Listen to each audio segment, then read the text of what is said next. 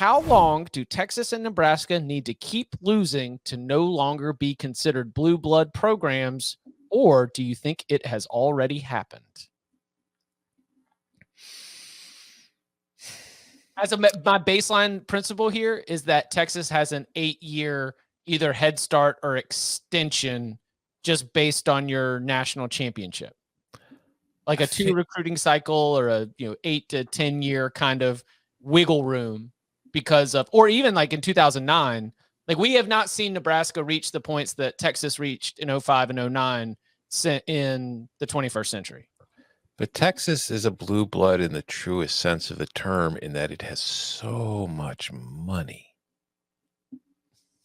And it's not going to not have a ton of money at any time soon. You know what I mean? Yeah. So it's like, it's always, whether they're winning enough games or not, there's always going to be the potential where you could win there. Nebraska, I'd say you got about 5 more years unless to really kind of start showing something.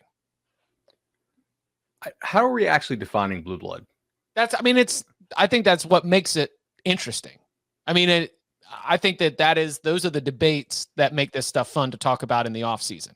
Clearly, Tom thinks that money and just sort of like spending power and what you can do as a big football machine is going to be a big part of blue blood.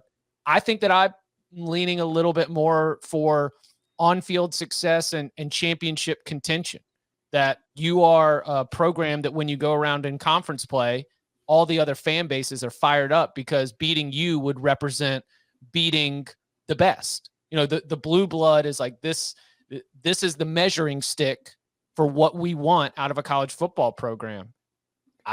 In that sense, Nebraska's already slipped, and it might have slipped when it made the move from the Big 12 to the Big 10, and that being part of the intangible part of a blue blood. But because Texas had a national championship team in 2005 and a team that played for the national championship in 2009, it feels like even by those less financial definitions, the amount of time that it would take for Texas to lose it, I think it could be lost because you could be Texas A&M.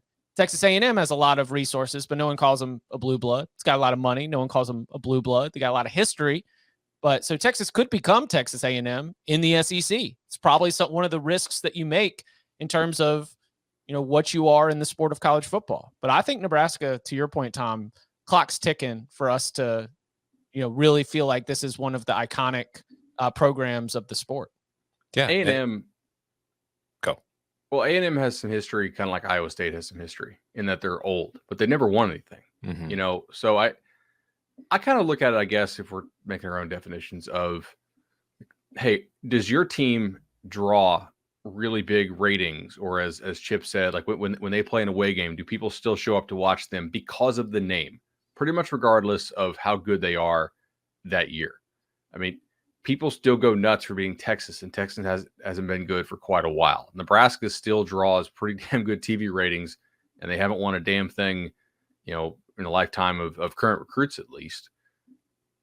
When did Minnesota stop being a blue blood? Was that by the 70s? Like when did Pitt stop being a blue blood? Post World War II. Okay. Like when did Pitt stop being a blue blood? 70s. I would say. I mean, they were still pretty good. Like we won a national title in 78? Yeah. So did it take to the mid 90s? Yeah. Yeah. Okay. So that's 20-ish years, but not only like 20 years post national title, but they also they went a quarter century without really doing much else. You know what I mean? Like there weren't a whole lot of other good Pitt teams in the late 80s, early 90s, if I recall. Could be wrong on that. I'll Google it later, and then probably not issue an apology. So Tennessee's, if we use I don't know if Tennessee was ever really a blue blood, but if by that clock, Tennessee winning the 98 title, your blue blood pass is expired. 30 years is maybe. Yeah. Yeah, 20 to 30. I mean, again, the lifetime of a recruit or the lifetime of a current senior, even you could say 23, 24, 25 years.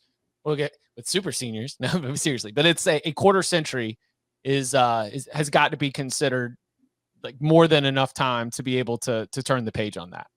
If you do 30 years, it makes it very likely that the parent of the current recruit did not see and remember your last title season. Mm-hmm. And to go backwards a little bit, not to stir up the hornet's nest again, but just kind of this, I think this is important because I think Nebraska is a good example and Texas is a decent example because it's moving conferences. Like I was, when we were talking about Oklahoma on Monday's show, we caught a lot of flack for our thoughts about it. And me specifically saying that Oklahoma is still in that, denial phase of the breakup. But I got a lot of heat from the Oklahoma fans talking about how successful they've been and how they'll be fine moving conferences. And it's like I subscribe to the idea that the past is the best predictor of the future. But I don't know what that past means when you completely change your environment, because all of Oklahoma's past has been in the Big 8, the Big 12 against those schools. That's where all your success was. We don't know how that's going to translate when you move to the SEC. And a great example of that is Nebraska, because guess who else was a dominant program in the Big 8 and the Big 12? Nebraska. Guess what's happened to Nebraska after moving to the Big 10 West? And the Big 10 West is not the SEC, folks. So that's not to say Oklahoma or Texas have the same fate awaiting for them. It's just that you don't know, because your past doesn't mean anything once you change your allegiance in your conference, because you're playing a brand new set of teams. And I think that would fall into that idea that I mentioned of your arrival on campus is something that is big, like that is something where everyone is like, this program is coming. This is our opportunity to show that we are the best. And when you're in the Big 12 and Oklahoma's coming to town, that is what they get fired up for. And I think in conference realignment, great point, Tom, that is going to be something that makes your arrival a little bit less impactful and does damage your brand and sort of the power of it just a little bit. And by those measurements, Nebraska might have already lost it, because like when Nebraska first joined the Big 10, it was kind of cool when it's like, you'd see fan bases get pumped up like, oh, we're playing Nebraska, And Taylor Martinez, man. Yeah. He got him the Big 10 title game. These days, most of like Big 10 fans are going up and down their schedule. They see Nebraska and they're like, oh, there's a win. Yeah. That is not blue blood. No, that is not blue blood if other opposing fan bases are chalking you up as a W.